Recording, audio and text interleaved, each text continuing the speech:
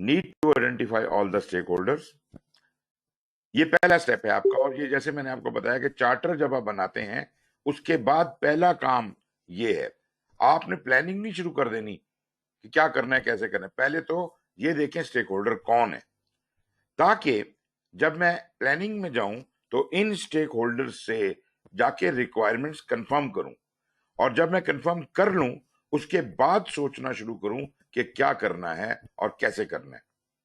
तो कभी भी directly do not jump to conclusion. हम लोग अगले की बात पूरी सुनना भी पसंद नहीं करते और सोल्यूशन पहले से दिमाग में बना के बैठे होते हैं। आप दो बंदों की गुफ्तगू को देख लीजिए, उसमें भी अमूमन यही होता है कि एक आदमी ने अभी अपनी बात पूरी की नहीं होती और हम धड़ से उसे जवाब देने की कोशिश करते हैं। एब्जॉर्व करें पहले मैसेज को, समझें कौन बोल रहा है, इसकी को समझने के बाद फिर अप्रोप्रिएट रिस्पॉन्स बनाने की कोशिश करें। तो आइडेंटिफाई स्टेक होल्डर पहला काम है। फिर हम प्लानिंग में चले जाते हैं जहां पे हम स्टेक होल्डर मैनेजमेंट प्लान बनाते हैं। फिर बिल्कुल कम्युनिकेशन ही की तरह का रोल है कि जब हम एग्जीक्यूशन में जाते हैं तो फिर जिस वक्त स्टेक होल्डर के साथ बातचीत हम एंगेज करते हैं और ये कंफर्म करने की कोशिश करते हैं कि सर आपकी ख्वाहिशात के मुताबिक काम हो रहा है कि नहीं हो रहा है, और फिर हम मॉनिटर स्टेक होल्डर एंगेजमेंट करते हैं। ये कंट्रोल फिर गलत लिखा हुआ है, मॉनिटर स्टेक होल्डर एंगेजमेंट करते हैं कंट्रोल में, ये पोस्टमार्टम है। जब स्टेक होल्डर से एंगेजमेंट हो गई, एग्जीक्यूशन हो गया, तो अब हम देखते हैं कि क्या अच्छा हुआ क्या बुरा हुआ, और जो बुरा हुआ उसको ठीक किया जा सकता है, अगर किया जा सकता है चेंज रिक्वेस्ट, अदरवाइज इसकी वर्क परफॉर्मेंस रिपोर्ट बनाएंगे, वो इंफॉर्मेशन बनाएंगे और उसको फिर रिपोर्ट की सूरत में वो कन्वर्ट हो जाएगा। 4 प्रोसेस हैं। पहला आइडेंटिफाई स्टेक होल्डर का प्रोसेस है। इसमें जनाब चार्टर बन रहा है, एक मिनट पीछे क्या था,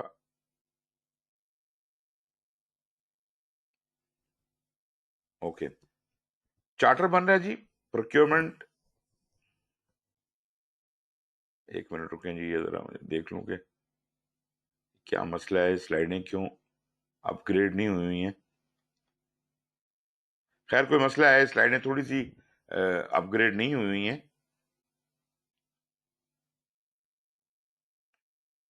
लेकिन ये कि कोई खास वो नहीं है, प्रोसेस वही है, तो उसी के हिसाब से हम चलते हैं। तो कोई भी स्टेक होल्डर, कोई भी मैनेजमेंट प्लान बनाना होता है, आपको याद होगा चार्टर चाहिए होता है। फिर हमें यहाँ पे थोड़ी सी करेक्शन कर लें, प्रोजेक्ट मैनेजमेंट प्लान चाहिए होता है। प्रोजेक्ट मैनेजमेंट प्लान के अंदर फिर दूसरी चीजें हो सकती हैं, एंटरप्राइज एनवायरमेंटल फैक्टर, हाँ प्रोक्योरमेंट डॉक्यूमेंट्स बिल्कुल सही है, प्रोक्योरमेंट डॉक्यूमेंट्स इसको इनपुट में मिलते हैं। अगर आप याद करें जब हमने वो सारा सिलसिला पढ़ा था, हमने कहा कि जब हम ये बाय मेक और बाय डिसीजन कर लेते हैं और प्रोक्योरमेंट डॉक्यूमेंट्स बना लेते हैं प्लानिंग के अंदर, तो ये प्रोक्योरमेंट डॉक्यूमेंट्स हम वापस ऊपर इनिशिएशन को भेजते हैं, ताकि आइडेंटिफाइड स्टेक होल्डर उन ठेकेदारों को जो बिड करेंगे उनको आइडेंटिफाई कर ले, ताकि उसको भी हम स्टेक होल्डर की लिस्ट में रख लें। ये वजह थी प्रोक्योरमेंट डॉक्यूमेंट्स की। और बाकी वही सिंपल है जी, यहाँ स्टेक होल्डर का हम एनालिसिस करते हैं, एक्सपर्ट जजमेंट इस्तेमाल करते हैं और मीटिंग्स करते हैं, जिसके नतीजे में we compile the stakeholder register.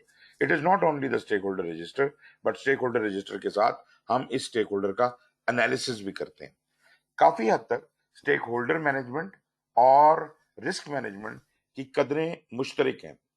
दोनों में चीजों को पहले आइडेंटिफाई किया जाता है, फिर एनालाइज किया जाता है, फिर हम उसके हिसाब से अपनी रिस्पॉन्स या स्ट्रेटेजी बनाते हैं, और फिर हम उसके ऊपर अमल करते हैं एग्जीक्यूशन में, और कंट्रोल में जाके हम उसका कंट्रोल कर या मॉनिटर करते हैं।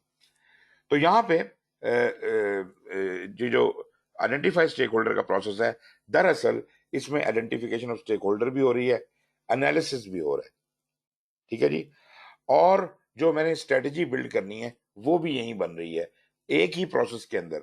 इस प्रोसेस को बहुत ज्यादा डिटेल नहीं किया गया, लेकिन जिस प्रोसेस है बड़ा इंपॉर्टेंट, मतलब हम ये चाहते हैं काम शुरू करने से पहले वो तमाम लोग हमारे स्कोप में आ जाएं, हमारे जो क्या कहते हैं फील्ड में आ जाएं, आइडेंटिफिकेशन में आ जाएं, कि जिनके साथ हमारा वास्ता पड़ने वाला है, और इनमें ये पीपल हो सकते हैं, ग्रुप हो सकते हैं, ऑर्गेनाइजेशन हो सकते हैं, और इनके साथ हमें इनकी मुख्तलिफ रिक्वायरमेंट्स हो सकती हैं, ठीक है जी, वेरिंग रिक्वायरमेंट्स हो सकती हैं। मुझे इन तमाम की नीड्स एंड एक्सपेक्टेशंस को समझना है और जो मुझे रिक्वायरमेंट दी गई है प्रोजेक्ट की चार्टर में, उसके साथ कंपेयर करना है कि आया कि ये सारे स्टेक होल्डर जो आके सामने बैठ गए हैं, ये इनकी सबकी नीड्स एंड एक्सपेक्टेशन पूरी हो सकती हैं या नहीं हो सकती हैं। और फिर वो नीड्स एंड एक्सपेक्टेशंस जो मेरे दी हुई रिक्वायरमेंट्स के मुताबिक हैं, वो तो ठीक है, लेकिन फिर मैं अपनी रिक्वायरमेंट्स लेके इनके पास चला जाऊंगा, इन्हीं स्टेक होल्डर्स के पास। वो आपको याद होगा, वो जो कलेक्ट रिक्वायरमेंट्स का प्रोसेस था, उसमें स्टेक होल्डर रजिस्टर था। इन्हीं स्टेक होल्डर्स के पास हम गए थे और इनकी मदद से हमने उन रिक्वायरमेंट्स को कंफर्म किया था और इनकी नीड्स और एक्सपेक्टेशंस को कैप्चर किया था। इनकी नीड्स एंड एक्सपेक्टेशन के मुताबिक अगर कोई जायज इंक्रीमेंट है रिक्वायरमेंट में, वो हम डाल सकते हैं थ्रू चेंज रिक्वेस्ट। या चेंज रिक्वेस्ट तो खैर अभी इस स्टेज पे नहीं होगा, मगर मतलब वो जो चार्टर वगैरह में हम उस चीज को डलवा सकते हैं। और दूसरी चीज ये है कि अगर नहीं है, अगर उसकी ख्वाहिश बेजा है, तो हम उसे समझाने की कोशिश कर सकते हैं। तो this all will happen in the requirement management plan. Although वो रिक्वायरमेंट अलग है, तो इसमें स्टेक होल्डर का एनालिसिस भी इसी के अंदर होता है। फिर identify all potential project stakeholders and relevant information, जिसमें उन स्टेक होल्डर्स के रोल्स, उनके डिपार्टमेंट्स, उनका इंटरेस्ट, उनका नॉलेज, एक्सपेक्टेशन, इन्फ्लुएंस उसकी stakeholders are usually easy to identify. जो बड़े बड़े स्टेक होल्डर हैं वो तो मसला नहीं है ना, वो तो नजर आ जाते हैं, मगर जो बारीक है उनको समझने में, आइडेंटिफाई करने में मुश्किल होती है। इसमें एनीवन जो किसी किस्म की भी डिसीजन मेकिंग पावर रखता है या मैनेजमेंट रोल रखता है और जो प्रोजेक्ट को किसी भी तरह से इम्पैक्ट कर सकता है या प्रोजेक्ट से इम्पैक्ट हो सकता है। Identify other stakeholders usually done by interviewing identified stakeholder. अच्छा, जब हम स्टेक होल्डर्स के साथ बातचीत करते हैं तो हमें और भी स्टेक होल्डर्स नजर आने शुरू हो जाते हैं, तो उन स्टेक होल्डर्स को भी लिस्ट में शामिल किया जाता है। Analyse the potential impact and support each stakeholder could generate and classify them so as to define an approach strategy. In large stakeholder communities, it is important to prioritize the stakeholders to ensure the efficient use of effort to communicate and manage their expectations. तो लाजमी होता है communication आ जाती है और उनकी expectations उससे manage होती हैं। आप ये देखिए कि स्टेक होल्डर में एक स्टेप हम कम्युनिकेशन से बढ़ के हैं। हम कम्युनिकेट तो उनकी ख्वाहिश के मुताबिक कर रहे हैं, फिर हम वापस जाके चेक भी कर रहे हैं कि सर आर यू हैप्पी। ऐसे ही है, आप बड़े किसी होटल में खाना खाने जाते हैं, तो खाना आता है तो आपका वो उस होटल का मैनेजर भी आ जाता है आपके पास, सर खाना कैसा है, अच्छा है, पसंद आया आपको, कोई प्रॉब्लम तो नहीं है। वो आपकी एक्सपेक्टेशंस को चेक कर रहा होता है कि आया कि हमने तो सर्विस प्रोवाइड कर दी है, लेकिन ये लोग कितने सेटिस्फाइड हैं। तो इसी तरह आपने अपने स्टेक होल्डर को सेटिस्फाई रखना है। Assess how key stakeholders are likely to react or respond in various situations in order to plan how to influence them to enhance their support and mitigate potential negative impact. आप empathy का इस्तेमाल करें, आप समझने की कोशिश करें कि ये स्टेक होल्डर कैसा फील कर रहा है और मैं उसको किस तरह कंफर्टेबल बना सकता हूँ, और जो जो उसका रिएक्शन हो सकता है उसको एंटिसिपेट करें और उसके हिसाब से पहले ही दूर अंदेशी वो करते हुए, इस्तेमाल करते हुए आप बेहतर डिसीजंस ले पाए। अच्छा जी, क्लासिफिकेशन मॉडल जो इसका स्टेक होल्डर्स का है, उसमें मुख्तलिफ किस्म के तरीके इस्तेमाल हो सकते हैं। आप चाहें तो अपना कोई तरीका बना लें, लेकिन अमूमन जो तरीका इस्तेमाल होता है उसमें दो लेवल्स के ऊपर, पावर और इंटरेस्ट के ऊपर, या पावर और इन्फ्लुएंस के ऊपर, या इन्फ्लुएंस और इम्पैक्ट के ऊपर, ये दो तीन मुख्तलिफ तरीके हैं। आप इनमें से कोई भी इस्तेमाल कर सकते हैं डिपेंडिंग अपॉन कि आपके लिए अप्रोप्रिएट क्या है। आमतौर पर जो इस्तेमाल होता है ये पावर इंटरेस्ट वाला तरीका इस्तेमाल होता है। और इसके अलावा एक सेलियंस मॉडल भी है। अगर टाइम बचा तो मैं आपको वो एक और भी प्रेजेंटेशन में कुछ चीजें हैं वो दिखा दूंगा, जिसमें ये वाला डाउट आपका बहुत बेहतर तरह से क्लियर हो जाएगा ये कैसे इस्तेमाल होता है। But anyways, power and interest जो है वो इस तरह का ग्रिड है जिसके अंदर पावर एक एक्सिस पे, वाई एक्सिस पे चल रही है और इंटरेस्ट एक्स एक्सिस पे चल रहा है। फर्ज करें कि मैंने स्टेक होल्डर को आइडेंटिफाई किया, मैंने उनको 1 से 10 के स्केल के ऊपर नंबर दे दिया, पावर का भी और इंटरेस्ट का भी, और उनको मैंने प्लॉट कर लिया। प्लॉट किया, ए कहां पे आया, ए है इंटरेस्ट में तकरीबन 4 है और पावर में 6 के करीब है, तो वो यहाँ प्लॉट हो गया, बी यहाँ प्लॉट हो गया, सी डी। जब सारे स्टेक होल्डर प्लॉट हो गए तो मैंने क्या किया कि मैंने इस सारे 10 बाय 10 के ग्रिड को 4 बराबर हिस्सों में तकसीम कर दिया। अब इसमें क्या हो गया कि जो टॉप राइट वाला ग्रिड है, जो पोर्शन है, that is high power and high interest वाले स्टेक होल्डर इसमें है। ये बी, एच और एफ जो हैं, ये हाई पावर और हाई इंटरेस्ट वाले स्टेक होल्डर हैं। ये तो बड़े बड़े जरूरी हैं, इनके पास ताकत भी ज्यादा है, इनका इंटरेस्ट भी ज्यादा है। तो इनको मैंने जो स्ट्रेटेजी इनके लिए बनाई वो है मैनेज क्लोजली। इनको मैं नहीं छोड़ सकता, इनकी हर ख्वाहिश और हर एक्सपेक्टेशन पूरी करना शायद मेरे लिए जरूरी हो। फिर एक वो स्टेक होल्डर है जो हाई पावर तो है लेकिन इंटरेस्ट उसका कोई नहीं है। मिसाल के तौर पे आपके प्रोजेक्ट को फंडिंग एक बैंक से मिली, उस बैंक को ने आपको लोन दिया और वो आपसे लोन वापस लेना चाहता है। उसका इसके अलावा आपके प्रोजेक्ट से कोई खास इंटरेस्ट नहीं है, उसको उसके पैसे वापस मिल जाएं वो खुश है। ये ए स्टेक होल्डर उस किस्म का स्टेक होल्डर है। इसके पास पावर तो है, ये आपका पैसा रोक सकता है या जो भी कोई कार्रवाई कर सकता है पैसे के हिसाब से, लेकिन वो उस हिसाब से पावर बहुत है, लेकिन इंटरेस्ट उसका कोई इतना ज्यादा नहीं है। वो इस हद तक सिर्फ जानना चाहता है जिस हद तक उसका लोन की रिपोर्टिंग का ताल्लुक है। तो ऐसे स्टेक होल्डर को तंग ना करें, इसलिए कि वो बड़ी पावर उसके अंदर है। तो आप कहें कि नहीं यार, इसको तो मैं सारी रिपोर्टें भेजूंगा, प्रोग्रेस रिपोर्ट भेजूंगा और बात बात पे उसको फोन करूंगा, सर आज ये काम हो गया, आज वो काम हो गया। He is not interested. You should understand this stakeholder does not require your daily reports. ये तो नहीं आएगा रात के 12 बजे आप उसे फोन करेंगे, सर फलाना बंदा आज काम पे नहीं आया था इसलिए वहां प्रोजेक्ट ना पीछे रह गया, तो आप बताएं अब हम क्या करें। वो क्या बताएगा आपको, उसने तो पैसे दे दिए ना आपको, आप क्यों उसे पागल कर रहे हैं।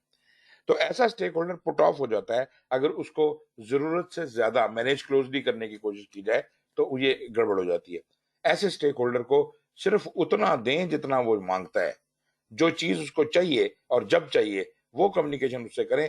फालतू की बात उससे करने की कोई जरूरत नहीं है। तो इसको बिला वजह नाराज ना करें, जस्ट कीप हिम सेटिस्फाइड। जो इसकी जरूरत है, मिसाल के तौर पे आप इससे पूछते हैं क्या चाहिए आपको, वो कहता है जी मुझे आप हर 3 महीने बाद अपने लोन रीइंबर्समेंट का प्लान दे दिया करें। हर किस्त के साथ आप मुझे बता दिया करें कि अब बाकी आपकी कैसे किस्तें आनी है। इससे ज्यादा उसका इंटरेस्ट नहीं है। और ऑन दी अदर हैंड अब हम आ जाते हैं ऐसे स्टेक होल्डर की तरफ जो इंटरेस्ट बहुत ज्यादा रखता है लेकिन उसकी पावर बेचारे की कुछ नहीं है। सी और ई, ये वो लोग हैं जो मतलब शायद यूजर्स हैं या कस्टमर हैं, मतलब एंड यूजर है या इसके लोग हैं या आम आवाम है, जिनको उस प्रोजेक्ट का फायदा तो मिलेगा लेकिन इस प्रोजेक्ट की डिसीजन मेकिंग में इनसे किसी ने नहीं पूछा। पावर इनकी कोई नहीं है, इनकी आवाज भी कोई नहीं सुनता, लेकिन at the same time they want to know everything कि यार हमारे घर के बाहर एक नई सड़क बन रही है, इससे हमें क्या फायदा होगा, कब कंप्लीट हो जाएगी। They want to know everything. So ऐसे स्टेक होल्डर्स को we need to keep them inform. ठीक है जी। जितना ज्यादा थ्रू पब्लिक मीडिया, थ्रू जिस किसी पोस्टर्स के थ्रू कोई बोर्ड लगाएं, किसी तरह से भी उन लोगों को इन्फॉर्म करने की जरूरत होती है, ये क्या हो रहा है, क्यों हो रहा है, उनको इससे क्या फायदा होगा। Just keep them informed and satisfied, that's all. You just can't उनकी हर ख्वाहिश तो पूरी नहीं हो सकती ना, कि हर घर जो सड़क पे है उसको कोई आप खास एडवांटेज तो नहीं दे सकते, लेकिन कम अज कम उनको जो हो रहा है उसकी सेटिस्फेक्शन होनी चाहिए, उनकी एक्सपेक्टेशंस पुट राइट हो जानी चाहिए। अगर कोई बंदा ये समझता है इस सड़क से उसको पता नहीं कितने पैसे मिल रहे, उसको बता रहे हैं कि पैसे नहीं मिल रहे, मगर आपके घर के पास से ये सड़क बनेगी, इतने अरसे में तैयार हो जाएगी, इस वगैरह वगैरह जो भी रेलेवेंट इंफॉर्मेशन वो जानना चाहता है वो आप उसको प्रोवाइड करें। फिर आ जाते हैं लो इंटरेस्ट और लो पावर वाले स्टेक होल्डर, जैसे जी और डी हैं। ऐसे स्टेक होल्डर को हम सिर्फ इन पे नजर रखते हैं। ये ना तो मुझसे कुछ मांग रहे हैं, ना जानना चाहते हैं, ना इनके पास बहुत पावर है, तो इसलिए इनको इनके ऊपर सिर्फ नजर रखें। एक तो ये पॉइंट हो गया मेरा कि आपने ये स्ट्रेटजीज बना ली, ग्रुप बना लिए, 4 ग्रुप बना लिए और इन 4 ग्रुप्स में स्ट्रेटजीज मैंने स्ट्रेटेजाइज कर लिया। अब मैंने क्या किया कि अब मैंने नजर रखनी है इन स्टेक होल्डर्स पे, क्योंकि मैंने आपको बताया था कि हो सकता है कि ये कहां तक हैं जी, एच तक हैं, हो सकता है एक IJ आ जाए कोई स्टेक होल्डर बाद में, आधे प्रोजेक्ट के बाद, तो नए स्टेक होल्डर भी इंट्रोड्यूस होने का इम्कान है। तो वो जब इंट्रोड्यूस हो तो उन्होंने कहाँ प्लेस होना है और फिर हमने उसको कैसे ट्रीट करना है।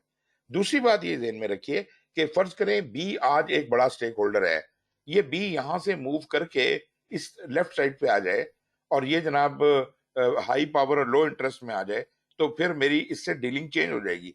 फिर मैं इसको मैनेज क्लोजली करना छोड़ दूंगा, मैं उसको जस्ट कीप सेटिस्फाइड रखूंगा। इसी तरह ये जितने स्टेक होल्डर हैं over the period of project life cycle, ये अपनी जगह बदल सकते हैं। इसका मतलब है कि मुझे ये भी मॉनिटर करना पड़ेगा कि स्टेक होल्डर कहां से कहां गया और अब उसके साथ कैसे सलूक रवा रखना है, ये बड़ा इंपॉर्टेंट है। और इसके अलावा एक और है, सेलियंस मॉडल बनता है, वो मैं आपको अभी जरा अलग से दिखाता हूँ। सेलियंस मॉडल में ऐसा मॉडल है जिसके अंदर दो फैक्टर्स नहीं बल्कि दो से ज्यादा फैक्टर्स के ऊपर जज किया जाता है, मेजर किया जाता है स्टेक होल्डर की नीड को। वो थोड़ा सा कॉम्प्लिकेटेड है, इसलिए मैं आपको वो अलग से दिखाऊंगा। खैर, ये जो स्ट्रेटेजी आप बनाते हैं या जो भी एक चार्ट बनाते हैं स्टेक होल्डर एनालिसिस का मैट्रिक्स, स्टेक होल्डर का नाम लिखें, उसका इंटरेस्ट लिखें, उसकी असेसमेंट ऑफ इम्पैक्ट लिखें, क्या स्ट्रेटेजी है। और भी कॉलम्स हो सकते हैं, और भी इसके बड़े अच्छे अच्छे स्टेक होल्डर के मुख्तलिफ चार्ट्स बने हुए हैं, मैट्रिसेस बने हुए हैं, आप वो भी इस्तेमाल कर सकते हैं। लेकिन इस तरह का एक टेबल बनाएं जिसमें तमाम स्टेक होल्डर्स का दर्ज हो। ये स्टेक होल्डर रजिस्टर भी इसको कह सकते हैं आप। स्टेक होल्डर रजिस्ट्रेशन में रजिस्टर में आप स्टेक होल्डर को कोई नंबर देंगे, उसकी असेसमेंट की इंफॉर्मेशन होगी, स्टेक होल्डर को क्लासिफाई करेंगे, इंटरनल है एक्सटर्नल है, फिर उसका देखेंगे कि उसका मिजाज कैसा है, वो मतलब जब एनरोल हुआ हमारे पास स्टेक होल्डर के तौर पे, तो क्या वो हमारी कॉज का सपोर्टर था या न्यूट्रल था या रजिस्टर था। ठीक है जी। तो इस तरह से फिर मुझे ये फैसला करने में मौका मिलता है कि इस स्टेक होल्डर को मैंने तब्दील कितना करना है और कैसा करना है। अगर वो से कि रेजिस्ट करता था मेरे प्रोजेक्ट की नीड को, तो मैंने उसको न्यूट्रल या सपोर्टर के में कन्वर्ट करना है, क्या करना है। तो ये आप पहले ये आइडेंटिफाई करेंगे उसकी किस क्लासिफिकेशन में वो लायक करता है। स्टेक होल्डर मैनेजमेंट प्लान जो हम बनाते हैं उसके अंदर ये सारे काम, स्टेक होल्डर की एनालिसिस वगैरह तो हो चुका है। अब उसको कैसे होना चाहिए, उसकी आइडेंटिफिकेशन कैसे होना चाहिए, उसका आइडेंटिफिकेशन तो हो चुकी है। स्टेक होल्डर मैनेजमेंट प्लान तो प्लानिंग में बन रहा है, तो उसको मैनेज कैसे किया जाएगा और उनको मॉनिटर कैसे किया जाएगा।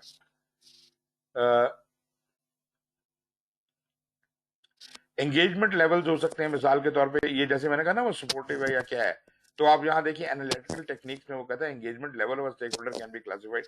इस यहाँ पे 5 लेवल दिखाए हैं। एक वो स्टेक होल्डर जो अनअवेयर, जो पता ही नहीं है इस प्रोजेक्ट का मुझे क्या फायदा नुकसान है।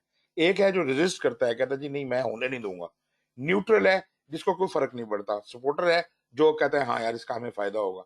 लीडिंग है जो प्राइम मूवर है, जो मुझे सपोर्ट कर रहा है, सपोर्ट भी बड़ा पॉजिटिवली एक्टिवली कर रहा है, वो लीडिंग है। अब जनाब आपने ये देखना है कि स्टेक होल्डर को कहां मूव करना है। ठीक है जी। मेरी कोशिश यही है कि मैं सपोर्टर या लीडिंग रोल में मैं इन स्टेक होल्डर्स को लाऊं। जो रेजिस्ट करने वाला है वो उसको मैं सपोर्टर बना लूं, या अनअवेयर वाले को एजुकेट कर दूं, तो फिर वो कम से कम न्यूट्रल तो हो जाए या कम से कम मुझे फेवर तो करना शुरू करे। तो इसके लिए ये एंगेजमेंट असेसमेंट मैट्रिक्स बनता है। स्टेक होल्डर के नाम लिखे होते हैं और उनके सामने हम दिखते हैं कि जी ये अनअवेयर है, रेजिस्टेंट है, न्यूट्रल है, सपोर्टर है या लीडिंग है। इसमें सी का मतलब है उसका करंट स्टेटस जब उसे रिकॉग्नाइज किया गया था, और डी का मतलब है कि उसका डिजायर्ड स्टेटस। ये जो स्टेक होल्डर 1 है ये अनअवेयर था और हमारा टारगेट है कि इसको हमने सपोर्टर बनाना ही बनाना है। स्टेक होल्डर 2 न्यूट्रल था, उसको भी हम सपोर्टर बनाना चाह रहे हैं। स्टेक होल्डर 3 पहले से ही न्यूट्रल था, उसको भी हम न्यूट्रल रिमेन करना चाहते हैं, या मे भी हम उसको लीडिंग में लेके जाना चाहते हैं। तो मतलब ये एक आपकी एक असेसमेंट मैट्रिक्स बन जाता है कि किस स्टेक होल्डर को आप कहाँ प्लेस करते हैं और कहाँ से कैसे वो मूव करते हैं। स्टेक होल्डर मैनेजमेंट प्लान में आप बताते हैं desired and current engagement levels of the key stakeholder, जो अभी मैंने आपको दिखाए हैं। Scope and impact of change to the stakeholder, identified interrelationship and potential overlap between the stakeholders. Stakeholder की communication requirement जो कि communication plan के ऊपर इम्पैक्ट कर रही है। Information to be distributed to stakeholder, किस जुबान में किस फॉर्मेट में, ये भी कम्युनिकेशन का एरिया इसमें ओवरलैप कर रहा है। Reason for the distribution of that information and expected impact on stakeholder engagement. ये मेरा यहाँ पे मुझे देखना है कि जब मैं इससे ऐसे कम्युनिकेट करूंगा, इसकी ये ख्वाहिश पूरी कर दूंगा, तो वो स्टेक होल्डर क्या मेरे फेवर में आ जाएगा, मेरा सपोर्टर बन जाएगा, तो इसका इम्पैक्ट क्या होगा, अल्टीमेटली हमें इससे कोई फायदा होने वाला है या नहीं होने वाला।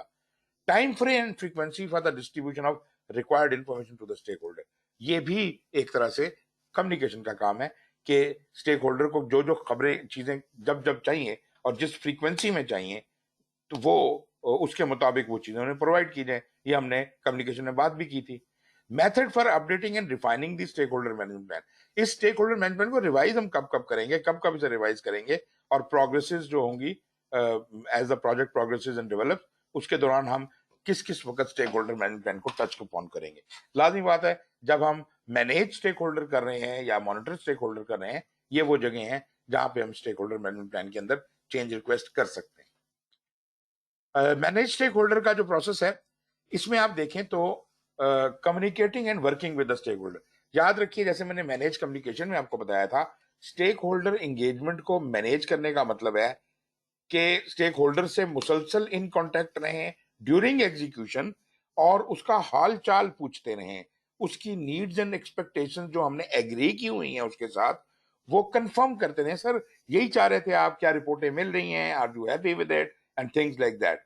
इस काम को करने के लिए मेरे पास स्टेक होल्डर मैनेजमेंट प्लान होना चाहिए, कम्युनिकेशन मैनेजमेंट प्लान भी होना चाहिए, चेंज लॉग भी होना चाहिए, और प्रोसेस एसेट्स होने चाहिए। यहां मैं कम्युनिकेशन वाले मेथड, इंटरपर्सनल स्किल्स और मैनेजमेंट स्किल्स इस्तेमाल करूंगा, जिसके जरिए अगर कोई मसाइल हुए तो वो इशू लॉग में चले जाएंगे, अगर कोई तब्दीली करनी है तो चेंज रिक्वेस्ट में चली जाएगी, और project management plan, project documents और ऑर्गेनाइजेशन प्रोसेस वगैरह को अपडेट किया जा सकता है। तो मैनेज स्टेक होल्डर एंगेजमेंट, जिस वक्त काम हो रहा है, मैनेज होता ही उस वक्त है जिस वक्त एग्जीक्यूशन हो रही होती है, उस वक्त हम स्टेक होल्डर के साथ साथ साथ साथ चलते रहते हैं, और एक स्टेक होल्डर के साथ नहीं, सारे स्टेक होल्डर से मेरे एक बाकायदा क्या कहते हैं, एक स्केड्यूल बनाया हुआ है कि मैंने जनाब ये फलाने दिन फलाने स्टेक होल्डर को मिलना है, फलाने इसको मिलना है, इतनी देर इसके साथ गुजारनी है, इतनी उसके साथ गुजारनी है। तो मतलब ये है कि project manager is continuously in communication with all of these stakeholders, and stakeholders can only be happy if project manager उनके साथ उठता बैठता रहे और उन्हें अपडेट रखे और उन्हें सेटिस्फाई रखे। और अगर आप ऐसा नहीं करेंगे तो ये स्टेक होल्डर आपसे नाराज होना शुरू हो जाएंगे, इमटेरियल, कि आप बहुत अच्छा काम कर रहे हैं या नहीं कर रहे, क्योंकि हमसे तो बात नहीं करता, कैसा प्रोजेक्ट मैनेजर है ये, हम नहीं मानते।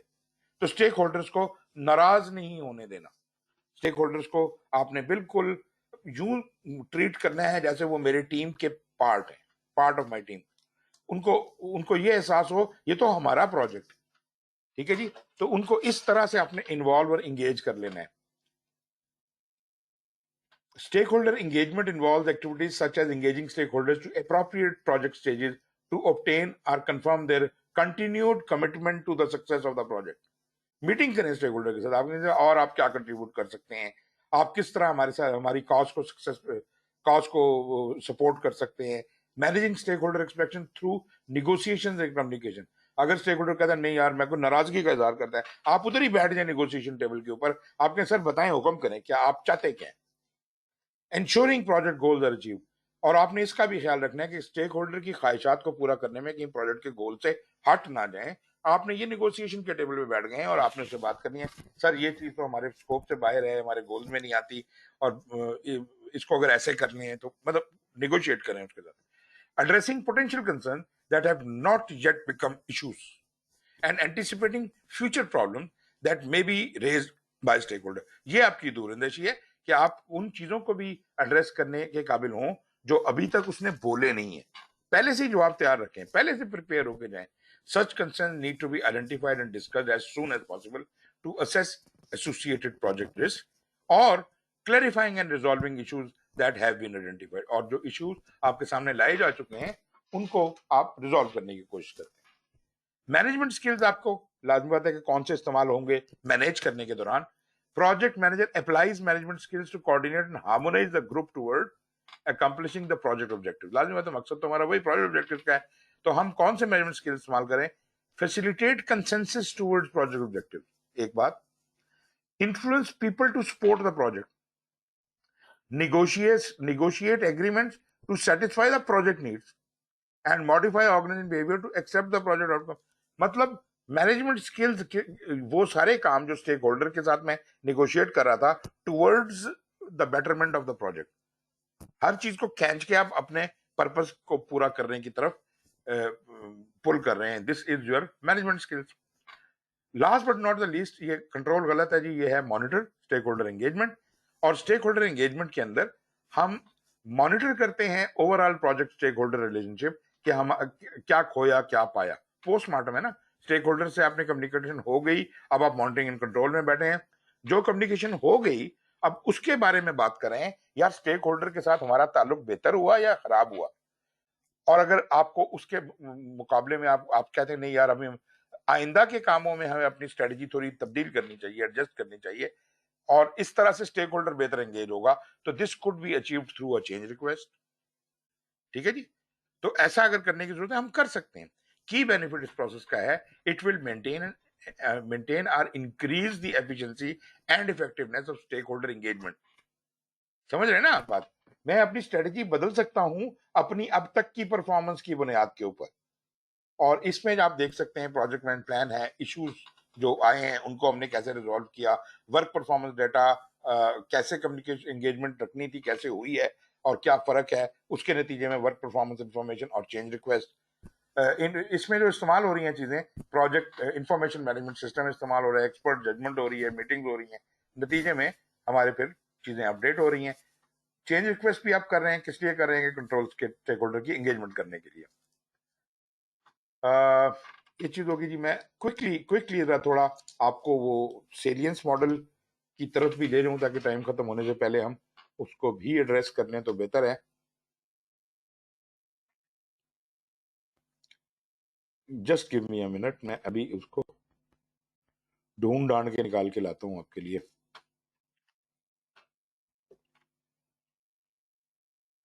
मीनवाइल अगर आप कोई बातचीत करना चाहते हैं, कोई सवाल जवाब है तो बात करें। Stakeholder in other words हमने तकरीबन खत्म कर लिया।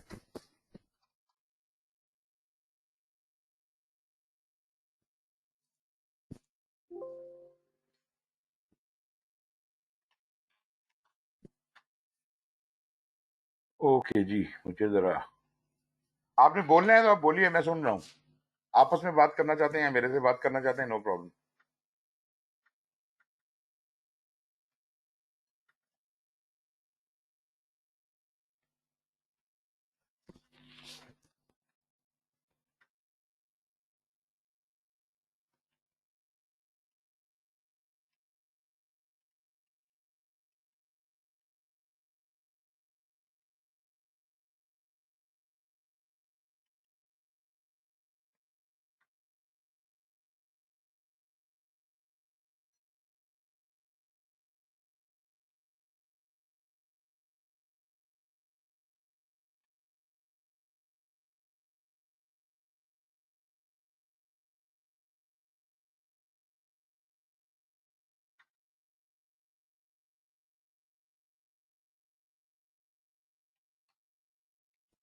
अच्छा जी, अभी ये प्रेजेंटेशन एक आप सामने आ रही है, इसमें मैं जरा थोड़ा स्टेक होल्डर एनालिसिस के ऊपर थोड़ी सी बात करूंगा।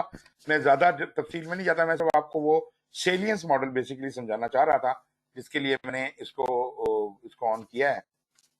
और मैं उस तरफ आपको ले जाता हूँ। किधर गया है?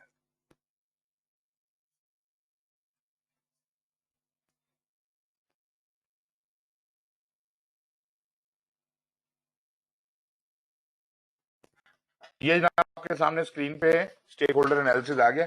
ये मैंने अलग से एक प्रेजेंटेशन बनाई है। बुनियादी तौर पे मैं जो प्रोग्राम मैनेजमेंट के स्टूडेंट्स हैं उनको खास तौर पे ये चीज पढ़ाता हूँ, क्योंकि वहां पे ज्यादा रोल उनका स्टेक होल्डर के साथ है। प्रोजेक्ट में भी है लेकिन प्रोग्राम में बहुत ज्यादा है। तो ये आप बस एक नजर देखते जाएं। इसमें हम कहते हैं कि क्यों एनालाइज करने की जरूरत है। टू डायमेंशनल मॉडल्स होते हैं, सेलियंस मॉडल्स होते हैं जो टू से ज्यादा डायमेंशन में होते हैं। क्यों एनालाइज करना है, उसके पॉइंट्स को मैं नहीं पढ़ रहा अभी।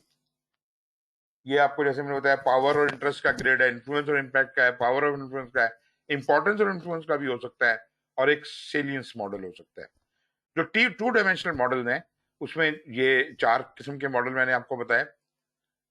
इसमें ये देखें आप, ये वही जिस तरह मैंने आपको पहले दिखाया था ना, एक तरफ पावर या इन्फ्लुएंस रख लें, दूसरी तरफ इंटरेस्ट या इम्पैक्ट रख लें, और इधर आप ये देखेंगे कि जो क्वाड्रेंट नंबर 2 में आएंगे, मतलब टॉप राइट वाले पे, उनको रेड में शो किया हुआ है, ये हाईएस्ट प्रायोरिटी के हैं। और जो क्वाड्रेंट नंबर 1 में आएंगे, ये जो है मेरे लिए इंपॉर्टेंट है।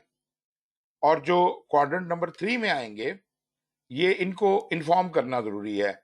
और जो क्वाड्रेंट नंबर 4 में है, इनके ऊपर नजर रखनी जरूरी है। ठीक है जी, कीप एन आई। ये आप देख सकते हैं, ऊपर भी लिखा हुआ है। और अगर अलग अलग इनको करके देखना चाहते हैं, ये पावर ऑफ इंटरेस्ट का ग्रिड इस तरह का हो गया, वही चीज है, सिर्फ मैंने नाम चेंज किए। पावर ऑफ इंटरेस्ट, इन्फ्लुएंस और इम्पैक्ट। फिर आप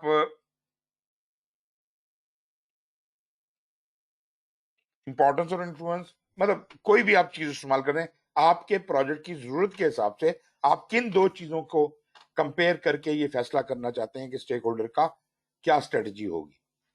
इसके बाद आ जाए सेलियंस मॉडल पे। ये असल चीज है। सेलियंस मॉडल में हम दो से ज्यादा एट्रीब्यूट्स के ऊपर काम कर रहे हैं। मिसाल के तौर पे पावर, लेजिटिमेसी और अर्जेंसी। अब ये तो मतलब एक्सिस तो हमारा एक्स और वाई है। इसका मतलब है कि हम यहां पर तीसरे एक्सिस में जाने की कोशिश कर रहे हैं, मतलब जेड एक्सिस में। 3 डायमेंशनल हो जाएगा ये मॉडल। या हम इसको एक और तरह से भी प्रेजेंट कर सकते हैं। ये मैंने 3 डायमेंशनल एक मॉडल बना दिया, ये उसका वायर फ्रेम है। तो आप ये देखिए, ये 3 डायमेंशनल मॉडल में अगर ये 0 से 10 तक है, तो ये 0 से 5 तक एक डब्बा, 5 से 10 तक दूसरा डब्बा। तो आप ये देख सकते हैं कि एक्स एक्सिस लेजिटिमेसी का है, वाई एक्सिस पावर का है, और जेड एक्सिस अर्जेंसी का है। इसी चीज को हम इस तरह से भी दिखा सकते हैं। मैं आता हूं वापस 3 डायमेंशनल मॉडल पे, लेकिन उसी 3 डायमेंशनल मॉडल को हम ऐसे भी रिप्रेजेंट कर सकते हैं कि पावर, लेजिटिमेसी और अर्जेंसी के 3 ओवरलैपिंग सर्कल्स हैं। जहां पावर और लेजिटिमेसी ओवरलैप कर रही है, वहां डोमिनेंट किस्म का स्टेक होल्डर पाया जाता है। खाली पावर रखने वाला डोरमेंट है। ऐसा जो लेजिटिमेसी सिर्फ रखता है, वो डिस्क्रिशनरी है। जो खाली अर्जेंसी रखता है, वो डिमांडिंग है। जो पावर और अर्जेंसी रखता है, वो डेंजरस है। जो लेजिटिमेसी और अर्जेंसी रखता है, वो डिपेंडेंट है। और जो तीनों चीजें रखता है, वो डेफिनेटिव है, और ये कोर करेक्टरिस्टिक है। और जो इन सारे 7 कैटेगरीज में नहीं आता, इन मतलब सब में लो है, लो इन power, low in legitimacy, low in urgency, ये नॉन स्टेक होल्डर है। इसको हम स्टेक होल्डर ही नहीं मानते। अब आ जाइए इसी चीज को, ये देखिए, ये जो ये वाला स्टेक होल्डर है नहीं, high in all, high in all, इसको हम कहते हैं ये डेफिनेटिव स्टेक होल्डर है। ये डेफिनेटिव स्टेक होल्डर है। ये high in power, high in legitimacy और हाई इन अर्जेंसी है। फिर आप आ जाइए, जो दो चीजों में हाई है और एक में लो है। जो ये वाला है, येलो वाला, ये high in power and high in legitimacy है, लो इन अर्जेंसी है। इसको हम कहते हैं ये डोरमेंट है। इसको जल्दी नहीं है, पावर बहुत है, लेजिटिमेसी बहुत है, लेकिन अर्जेंसी कोई नहीं है। अगर मैं इसको लूं, ग्रीन वाले को, high in power and high in urgency, लेकिन लो इन लेजिटिमेसी है, ये डेंजरस हो जाता है। ये पहले भी हमने नाम यही देखे थे ना, डोमिनेंट ये वाला हो गया, डेंजरस ग्रीन वाला हो गया, और जो ब्लू है कि पावर नहीं है, लेजिटिमेसी बहुत है और अर्जेंसी भी बहुत है, मगर ये डिपेंडेंट है क्योंकि पावर नहीं है। ये डिपेंडेंट है ताकि उसे कोई पावर वाला हुक्म दे या कोई पावर अता करे, तब ये चीज डिपेंडेंट नहीं रहेगी ना, तब तक ये डिपेंडेंट है। इसी तरीके के साथ, सॉरी, ये अलग अलग दिखाए। ये डोमिनेंट वाला है, ये डेंजरस वाला है, ये डिपेंडेंट वाला है, और ये जनाब वो तीनों जिनकी हमने बात की, जो दो दो चीजों में आई है। अब आ जाते हैं, नीचे चलते हैं, और ये बड़े वो भी आ गया जो तीनों में आई है। इसके बाद हम आगे चलते हैं, पीछे वाले जो है, मतलब जो एक चीज में हाई और दो में लो है। ये देखे ना, ये येलो वाला जो सर्कल बना हुआ है, ये किस चीज में आई है? ये पावर में आई है, ये पावर में आई है। बाकी दोनों चीजों में पीछे है डब्बा इसका। तो low in legitimacy, low in urgency, high in power, dormant है, कुछ कर नहीं सकता। पावर तो बहुत है मगर क्या हुक्म दे। जो लो इन पावर है, लो इन लेजिटिमेसी में जल्दियां लगी हुई हैं, हाई अर्जेंसी, ये बहुत डिमांडिंग है, मेरा काम पहले करो, मेरा काम पहले करो, अर्जेंसी से ज्यादा है। और जो नीले वाला है, this is discretionary, he is low in power and low in urgency, मगर इसकी जनाब लेजिटिमेसी बहुत ज्यादा है, तो he is discretionary in nature. तो ये जनाब डोरमेंट हो गया, ये डिस्क्रिशनरी और ये डिमांडिंग। और इसके बाद ये जो सबसे पीछे नीचे की तरफ बैठा हुआ है, लो इन एवरीथिंग, इसको हम स्टेक होल्डर ही नहीं मानते, इसकी कोई ताकत ही नहीं है, ना लेजिटिमेसी है, ना अर्जेंसी है, कुछ भी नहीं है इसके पास, इसको हम स्टेक होल्डर ही नहीं मानते। तो ये जनाब आपका पूरा सिस्टम बिल्ड हो गया। तो आपने देखा कि इसमें अगर ब्लॉक्स की बात करें, 8 ब्लॉक्स हैं, 8 डिफरेंट स्ट्रेटजीज हमने बनाई हैं, और वो स्ट्रेटजीज हमने शो की हैं। इसको एक तीसरे तरीके से भी शो किया जा सकता है कि लेजिटिमेसी इधर रखूं, पावर इधर रखूं, और अर्जेंसी को मैं बबल, इसे बबल डायग्राम कहते हैं, बबल बड़ा करके अर्जेंसी शो करूं। मिसाल के तौर पे ये जितने बड़े बबल्स हैं, ये ज्यादा ज्यादा अर्जेंट है। मिसाल के तौर पे ये वाला जो डेंजरस है, डेंजरस में क्या है? अर्जेंसी ज्यादा है, बबल के साइज को देखें, अर्जेंसी ज्यादा है, पावर भी ज्यादा है, लेकिन लेजिटिमेसी नहीं है। ये आप देखें, लेजिटिमेसी कम है। तो high in power, high in urgency and low in legitimacy. इस बड़े बबल को देखिए, डेफिनेटिव वाला, इट इज हाई इधर से भी, इधर से भी, और अर्जेंसी में भी, तीनों में हाई डेफिनेटिव। फिर ये डिमांडिंग वाला क्या है? सिर्फ अर्जेंसी में हाई है, बाकी सब चीजों में लो है। ये वाला जो डिपेंडेंट है, ये क्या है? ये अर्जेंसी में भी हाई है, लेजिटिमेसी में भी हाई है, लेकिन पावर में लो है। तो यहां बकायदा वही कलर कोडिंग करके हमने डेफिनेटिव ये दिखा दिया, एक्सपेक्टेंट जो है वो डेंजरस और डिपेंडेंट हो गए, और लेटेंट जो है वो ये डिमांडिंग वाला हो गया। तो ये जनाब ये चीज है। अभी इसी चीज को जरा और इस तरह से देखिए, पावर, लेजिटिमेसी और अर्जेंसी जिन लोगों की हाई है वो डेफिनेटिव होते हैं। अब जो स्ट्रेटजी बनते हुए देखिएगा, ये सबसे ज्यादा जरूरी होते हैं, और इनको फोकस अटेंशन देने की जरूरत है, क्लोज मैनेजमेंट करने की जरूरत है, इनको सेटिस्फाई रखने की जरूरत है, और इनको कीप इन्फॉर्म्ड। अच्छा, मजे की बात ये कि उसने एक्सपेक्टेंट स्टेक होल्डर, जो तो कोर थे ना, एक्सपेक्टेंट में से जिनकी पावर और लेजिटिमेसी हाई है, उसको भी कहा कि इनको भी ऐसे ही डील करो।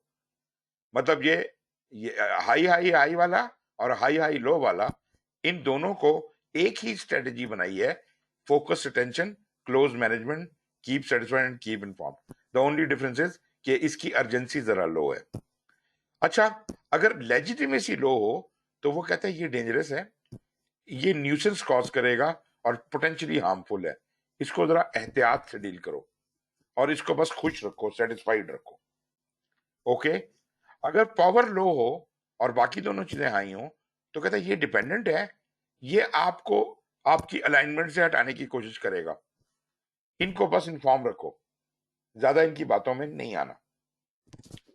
फिर वो कहता है लेटेंट स्टेक होल्डर है कि वो सिर्फ अर्जेंसी आई है उसकी, कहता है he is very demanding, immediate action मांगता है, अननेसेसरी होता है कई दफा, और इंपॉर्टेंस सीकर है ये, इसको मॉनिटर विद केयर। मतलब ये देखें आपको, ये पहले वाला डिपेंडेंट वाला और डिमांडिंग वाला, ये दोनों हमारे लिए अच्छे नहीं है। वो प्रोन टू रीअलाइनमेंट है, और ये क्या कर रहा है? ये अननेसेसरी इंपॉर्टेंट सीकर है।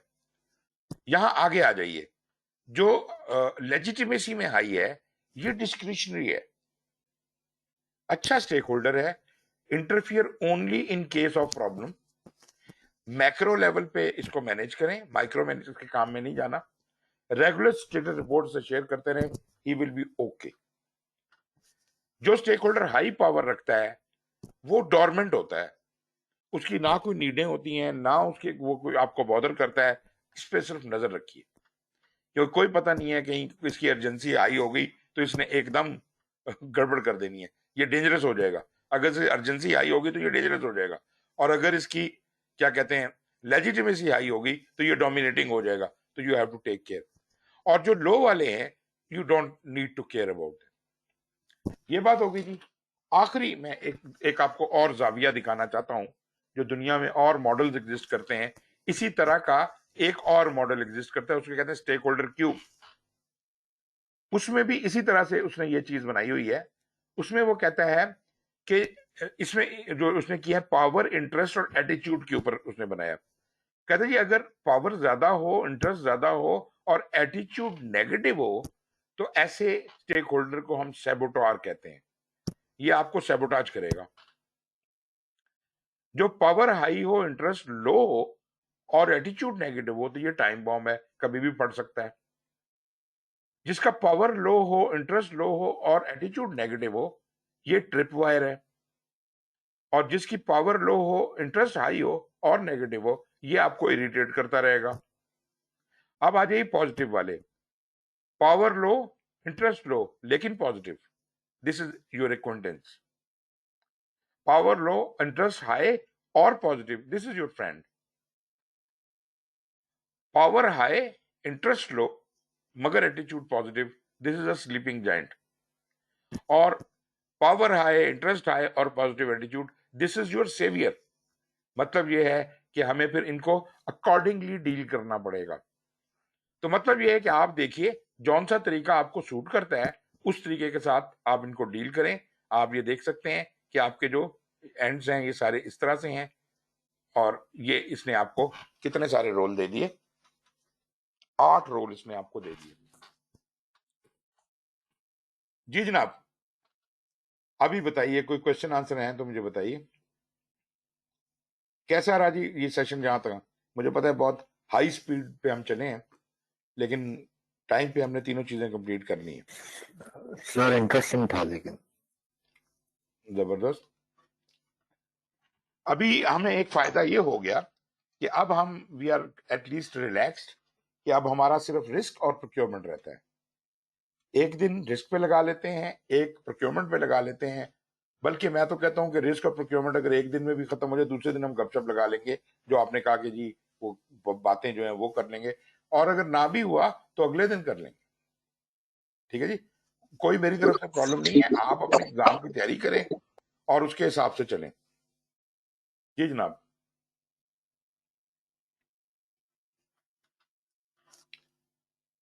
और कोई कमेंट्स या क्वेश्चन? अली सर ठीक है, ये सही है, इस तरह कर ले। चलें, जबरदस्त हो गया जी। चलें जी, इफ एवरीबॉडी इज सेटिस्फाइड तो we can call it a day. बहुत बहुत शुक्रिया जी आप लोगों का इतने पेशेंस के साथ मुझे सुनने का इतनी देर तक। Thank you very much and please take care. हाफिज, कल मिलते हैं। Thank you sir. अल्लाह हाफिज।